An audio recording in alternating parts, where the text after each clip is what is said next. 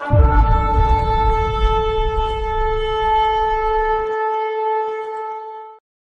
आप वो व्यक्ति हैं जो कलीसिया में रह के भी अपने भाई बहन के साथ नहीं लड़ रहे और आपका जीवन देख के लोग हताश हो रहे हैं, तो आज प्रभु कह रहे हैं उठो और अपने भाइयों के साथ लड़ो और उस स्थान में प्रवेश करो जो स्थान प्रभु तुमको देना चाहते हैं। हम गिनती के 32वें अध्याय में, परंतु मूसा ने गादियों और रूबेनियों से कहा, जब तुम्हारे भाई युद्ध करने को जाएंगे तब क्या तुम यहां बैठे रहोगे? तुम इजरायलियों को पार होकर उस देश में जाने से क्यों निरुत्साहित कर रहे हो जिसे यहोवा ने इन्हें दिया है? मूसा उनसे कहता है, क्यों तुम अपने भाइयों को हताश करना चाहते हो? तो याद रखो, आज कलीसिया में भी यही होता है। कुछ लोग शुरुआत तो बड़ी अच्छी करते हैं, लेकिन वो कहीं ऐसी जगह आकर बस जाते हैं जहां उनको नहीं बसना चाहिए, और कलीसिया में विभाजन भी वहीं से चालू होता है। कलीसिया में निराशा भी वहीं से चालू होती है, क्योंकि कुछ लोग जब शुरुआत करते हैं वो लड़ते रहते हैं जब तक उस स्थान में नहीं पहुंच जाए। और यही वो लोग होते हैं जिन्होंने सच्ची दुआ की है कि प्रभु मुझे उस स्थान पे ले जा जो स्थान तूने मेरे लिए बनाया। और आज प्रभु वही याद दिलाना चाहते हैं कि एक स्थान है जो प्रभु ने बनाया आपके लिए, एक बुलावट है जो प्रभु द्वारा दी गई है आपके लिए। और जब तक प्रभु के बेटे और बेटी उस स्थान में प्रवेश नहीं करेंगे तब तक प्रभु का जीवन उनके द्वारा प्रकट नहीं होगा। और ये इन गोत्रों ने सबसे पहली चीज क्या दिखाई? लालच।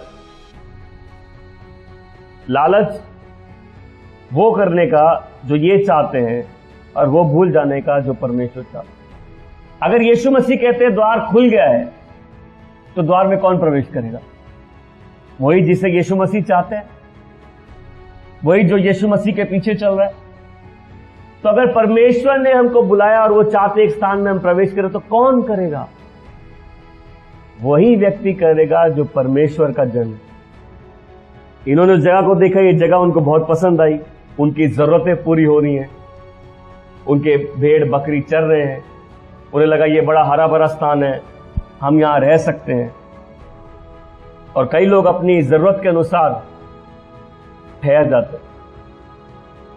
प्रभु ने क्या कहा था? बोले मैं तुम्हें वो स्थान दूंगा जहां दूध और मधु बहेगा। जब तक आदमी अपने आप को यीशु मसीह में ठीक से पहचानता नहीं है, तब तक वो डर डर की ठोकर ही खाता रहता है।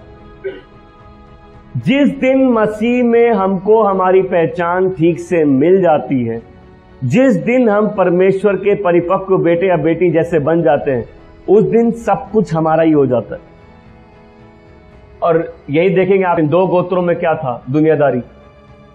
और दुनियादारी क्या है? जब आपके अगल बगल की दुनिया आपको प्रभावित करती है और आप अगल बगल की दुनिया को प्रभावित नहीं करते। और हम कलीसिया में सवाल करते हैं, क्यों कलीसिया दुनिया से प्रभावित है? कई लोगों को कुछ जब मिल जाता है दुनिया में जो उनको चाहिए, उनको लगता है उनका स्वर्ग वहीं मिल गया। कई बार मुश्किल हो जाता है ना, प्रभु मैं आगे जाने के लिए तैयार हूं। कई बार हमको मुंह से निकलता नहीं, प्रभु आई एम रेडी।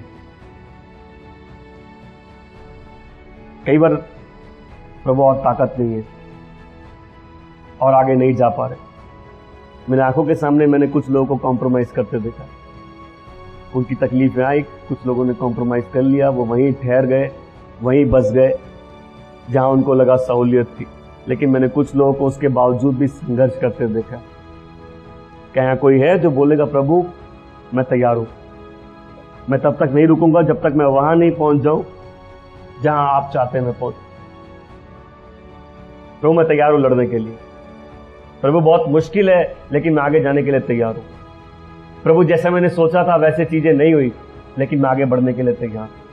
प्रभु मेरे हिसाब से अभी तक कुछ भी नहीं हुआ, लेकिन अब मैं तेरे हिसाब से चीजों को करने के लिए तैयार हूं। प्रभु यही बोल रहे, अपने स्थान में प्रवेश करो।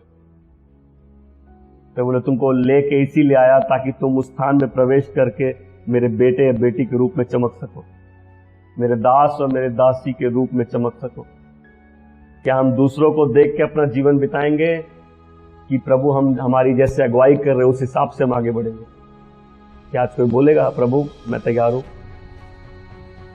प्रभु यदि और संघर्ष करना है मैं तैयार हूं, मेरे स्थान में खड़े हर दैत्य से लड़ने के लिए मैं तैयार हूं। ये विचित्र बात है, प्रभु ने कहा है दुआ इस प्रकार करो, हे हमारे पिता हमारे प्रतिदिन की रोटी हमें दे, कहा, लेकिन इजरायलियों से क्या कहा, तुमको ऐसे स्थान में ले जाऊंगा जहां दूध और मधु बहे। वहां प्रतिदिन की रोटी के लिए दुआ नहीं हुई, क्योंकि बच्चा बड़ा हो गया। आपकी सारी चुनौतियों के बावजूद इस बात को याद रखिए कि जो परमेश्वर कहते हैं वो उसको करने में सक्षम है। जो प्रभु कहते हैं वो करने में सक्षम है। चाहिए कोई जो विश्वास करे।